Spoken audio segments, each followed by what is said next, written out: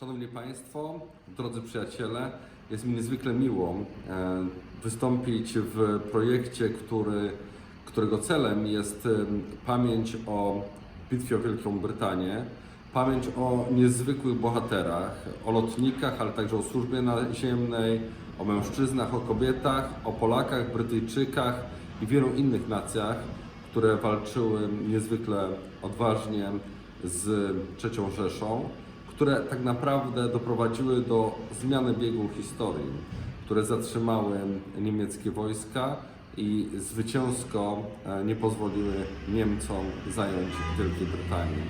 Szanowni Państwo, szczególnie w tym roku, w 80. rocznicę Bitwy o Wielką Brytanię, wspominamy polskich lotników, których zaangażowanie, odwaga, ale skuteczność spotykały się z ogromnym podziwem i po początkowym niedowierzaniu z wielkim uznaniem.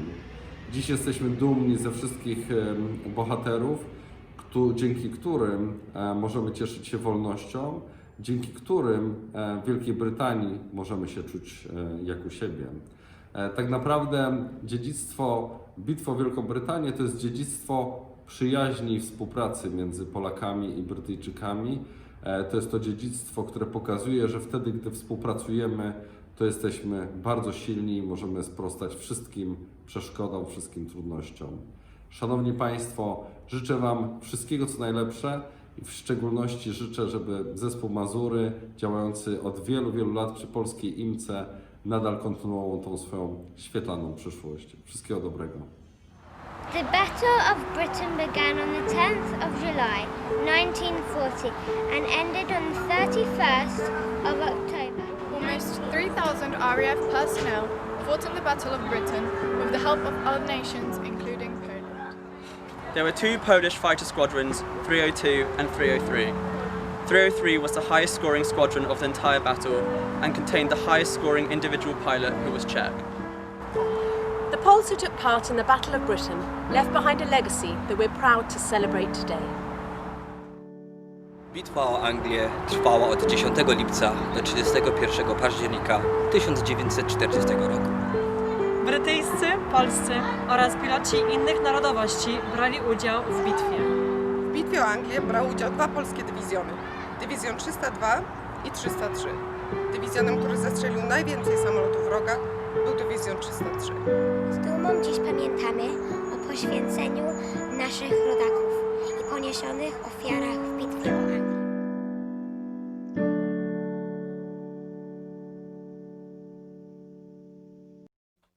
Śpiewa ci obcy wiatr, zachwyca piękny świat, a serce tęskni, bo gdzieś daleko stąd został rodzinny dom, tam jest najpiękniej, tam właśnie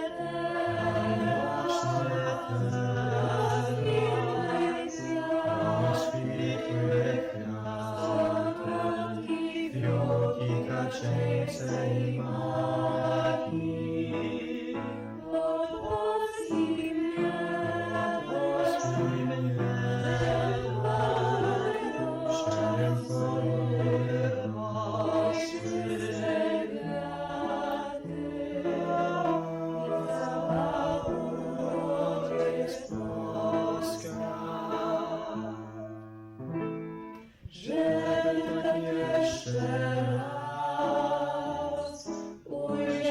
czysty las, pola i łąki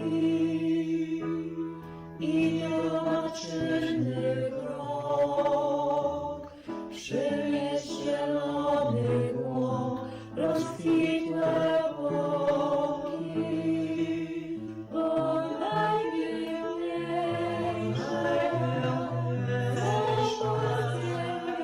są polskie kwiaty, fiołki, kaczeńce i maki.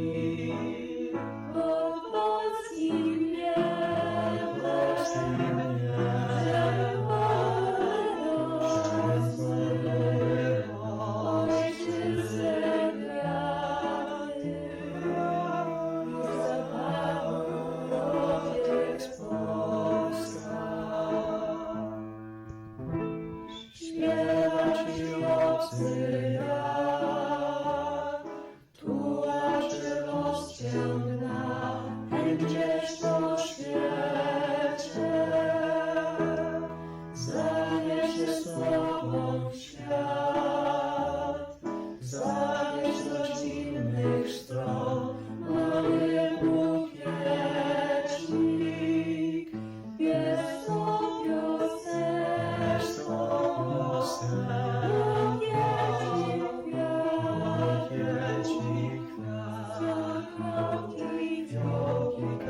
kręceni matki, pod polskim niebem, żeby Panu przez swoje najświętsze kwiaty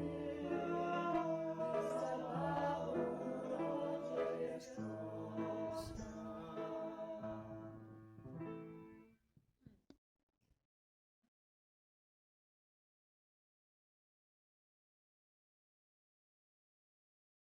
A gdy już wrócę, Matko Boża, do ziemi, którejś Ty królową, przed Twym ołtarzem dzięki złożę i hołd oddam korną głową. A gdy już wrócę, orle biały, na łony zlane krwią i potem, poświęcam siły, czas mój cały, aż Polska nowym stanie grodem. A gdy wrócimy już oboje, najdroższa Matko do Ojczyzny, Bóg może dać Ci szczęście Twoje, ukoje bóle i zgoi blizny. A gdy już wrócę, Haniu droga, ręce zarzucisz mi na szyję. Za nic mi bóle, za nic trwoga, gdy serce me przy Twoim bije. Dzień dobry Państwu, mówi Norman Davies. There is something very similar between Polish dancing and the flying of old-fashioned fighter planes. Both activities involve breathtaking speed and maneuverability, a great deal of skill, balance, and nimbleness, and the heartwarming spirit of up and away. For if the clog dancing of my native Lancashire reminds me of, well, a Leyland lorry, and the Morris dancing of the English shires recalls a jolly old horse and cart, a well-tuned Polish dance troupe can only be compared to a roaring flight of Spitfires.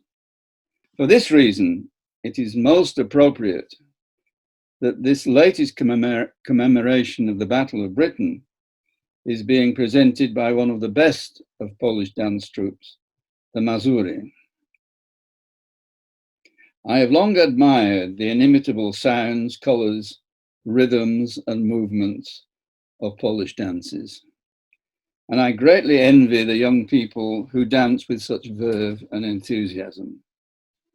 Though Irish and especially Scottish dancing have much to commend them, and though other Central and East European nations, especially the Ukrainians, also have a strong tradition of song and dance, there is something uniquely compelling about the Polonaise, the Mazurka, the Kujawiec, the wildly spinning Oberek, and above all, the galloping Krakowiak.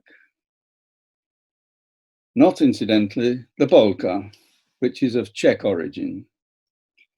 The wonderful combination of wistful melodies and acrobatic energy is unforgettable and says more about Polish history than 100 history books. Today's concert marks the 80th anniversary of the Battle of Britain, which took place between July and October in 1940, and in which Polish squadrons and Polish pilots famously distinguished themselves. We have it on the authority of the head of Britain's fighter command, Sir Hugh Dowding. Without those Polish pilots and their unsurpassed gallantry, it is hard to think that the victorious outcome of the battle could have been the same. In my view, it is not too much to say that the Poles helped to save Britain in its hour of need in a way that the British never quite managed to help Poland. In order to understand the vital importance of the Battle of Britain and of the Polish contribution to it, one must step back for a moment and examine the terrible predicament in which both Britain and Poland were trapped in the late summer 80 years ago. 10 months earlier, in September 1939, the Second World War began with a double attack on Poland and with the declaration of war on Nazi Germany by Great Britain and France. When the British government agreed to the Polish alliance, promising to protect Poland's independence, it fully understood the evil nature of Hitler's regime, but it was blissfully unaware of the secret clauses of the Nazi-Soviet pact and totally unprepared to face up to the implications of the Nazis' cooperation with the Soviets. In the next couple of years, the British signally failed not only to give effective assistance to Poland, but also to recognize that its Polish ally was being devoured both by Hitler's Third Reich and by Stalin's Soviet Union. Ever since, this blind spot has distorted Britishers' perception of wartime realities. The English term for that opening phase of hostility is the phony war, in French, la drôle de guerre, a particularly parochial concept. It nicely encapsulates the nonchalance of Western attitudes. If we are not under attack ourselves, then nobody's under attack. In fact, intense fighting was in progress, and on this occasion, it wasn't the Germans' fault. Immediately after the end of the September campaign in Poland, Soviet forces invaded Finland in as clear an act of aggression as any.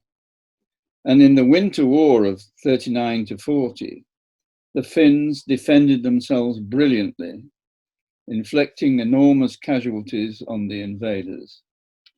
For months, the British and the French turned a blind eye, until in the spring they took fright at the prospect that large parts of Scandinavia might be overrun and that Swedish iron be exported to Germany.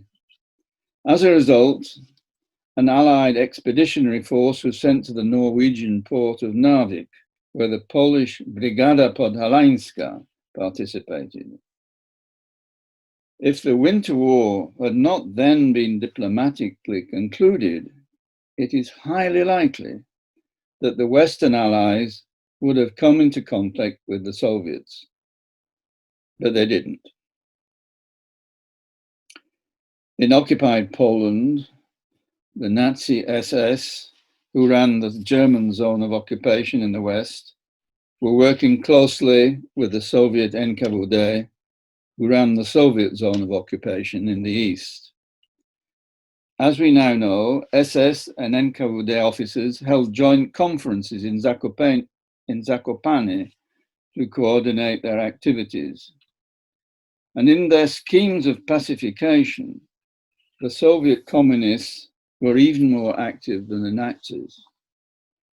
While the German a.The action, including the Palmyra massacres, engulfed 4,000 to 5,000 people, the NKVD's Katyn massacres saw 20,000 Polish officers murdered. Up to 2 million Polish citizens were forcibly deported to Kazakhstan and Siberia, forming the pool of convicts and exiles from whom the Anders army would later be recruited. Whereas the Germans only got round to constructing their first concentration camp at Auschwitz I in June 1940 for Polish prisoners, the Soviet Union already possessed a vast archipelago of concentration camps in their well-established Gulag. In the spring of 1940, however, Hitler made the next major move on the European chessboard, occupying Denmark, Norway, Belgium, and Holland in quick succession, and sending the panzers deep into France. The German defeat of France was completed in the same time as the earlier Polish campaign. the shattered British expeditionary force was driven onto the beaches of Dunkirk. The French abandoned Paris without a fight, and the Polish armed forces in France were stranded. On 19th of June 1940, General Władysław Sikorski, the Polish CNC and Prime Minister, rejected Marshal Pétain's request to capitulate, and meeting Churchill in person, agreed that Polish forces would withdraw across the Channel and would fight on alongside the British. Churchill then declared, "The Battle of France is over. The Battle of Britain is about to begin. Upon this battle depends the survival of Western civilization. Upon this battle depends the survival of Christian civilization." Thanks to Great Britain being a sea-girt island, Hitler's Wehrmacht could not launch its invasion of Britain under Occupation Sea Lion until it had first gained air superiority over the RAF, the island's main line of defense.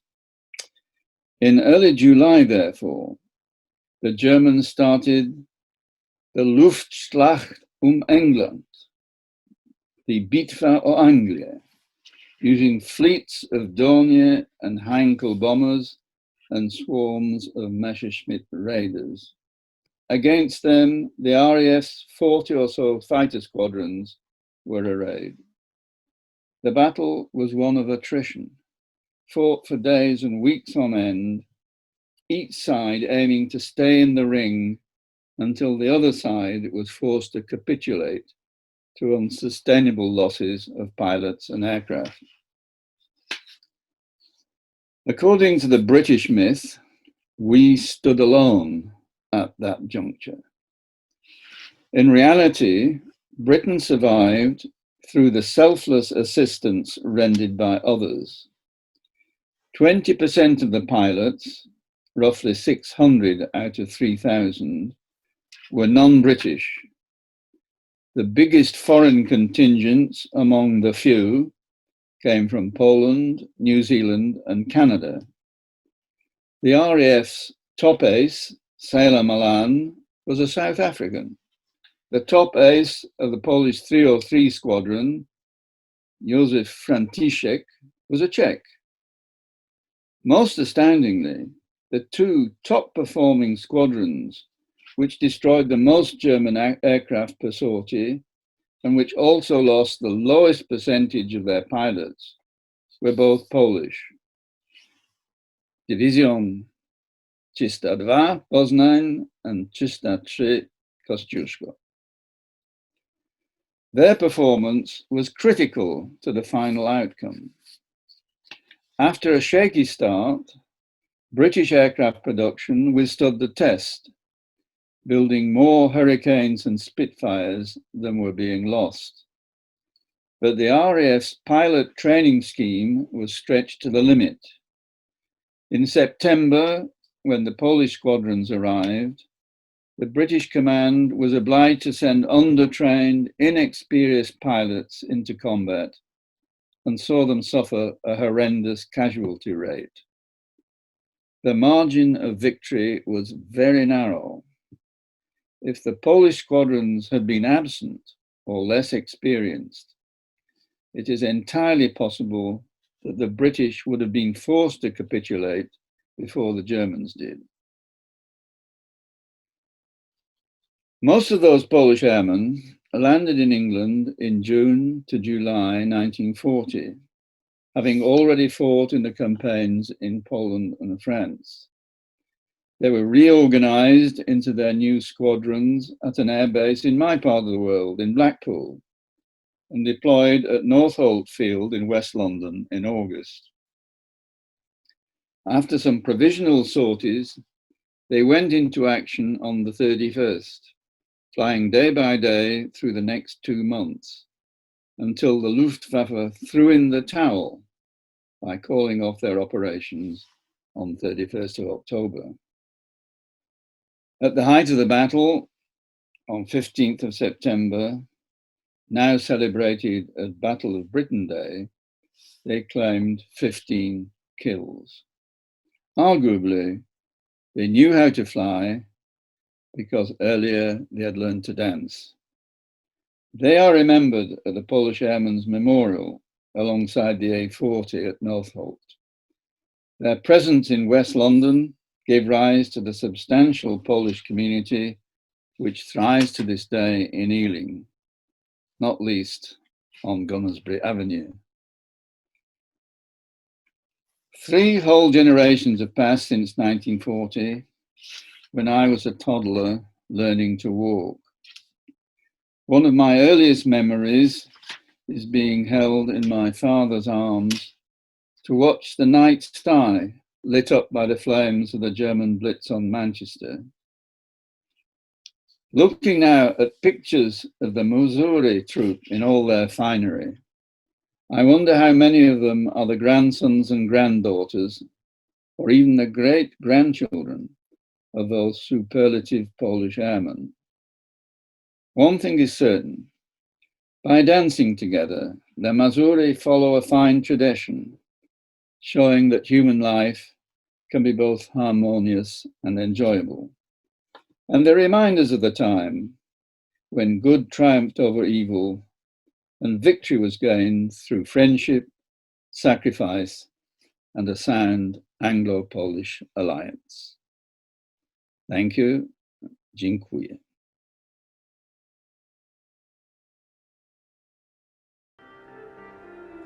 Wzywam was, lotnicy, tułacze, którzy przepełnieni bólem wrześniowej klęski nieśliście w sercu żądzę walki i różnymi drogami zdążaliście tam, gdzie można było w sojuszniczych szeregach wziąć odwet za doznane upokorzenia. Stańcie w blasku pochodni. Stańcie do apelu. Was wzywam, bohaterowie bitwy o Anglię, którzy broniąc wyspy ostatniej nadziei, wzbudziliście podziw świata swoimi czynami. Przybądźcie do nas mistrzowie myśliwskich dywizjonów, obrońcy Londynu, tropiciele hitlerowskich korsarzy na Morzu Północnym, Biskajach, kanale La Manche, bohaterowie walk powietrznych nad piaskami Afryki, którzy z dala od ojczystej ziemi, z myślą o niej złożyliście ofiarę życia. Wzywam was z załogi dywizjonów bombowych, dokonujących dalekich rajdów odwetowych na cele nieprzyjaciela i utrzymujących most powietrzny z okupowanym krajem. Stańcie do apelu!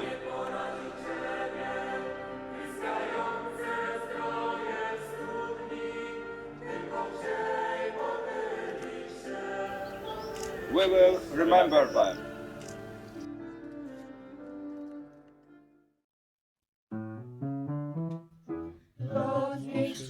Ty władca świata bez granic, ze śmierci drzwi w twarz życiu głośno śmieje drogę do nieba, skraca przestrzeń na granic, smutki muszona bezwieje, jak równo silnik gra, jak śmiałości ognie, już ginie pośród najświeższy odownie, medyczny świat, nie straszy mroki mgła, nie straszy gwiazd mnie. Jesteśmy ojca, jeśli odejdą scena, a jeśli z nas, kto rzeknie szaleńczych gwiazd, czerwieczny będzie kwadrat nasza ojczyzna. Znów prawie gaz, poproszę za któreś gwiazd, tych załamych złata popniesz nas.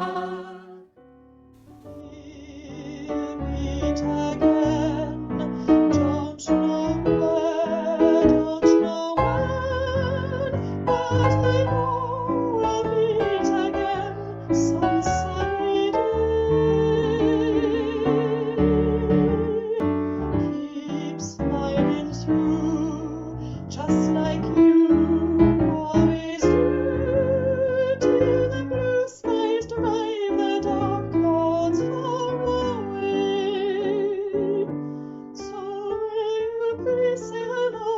to the folks that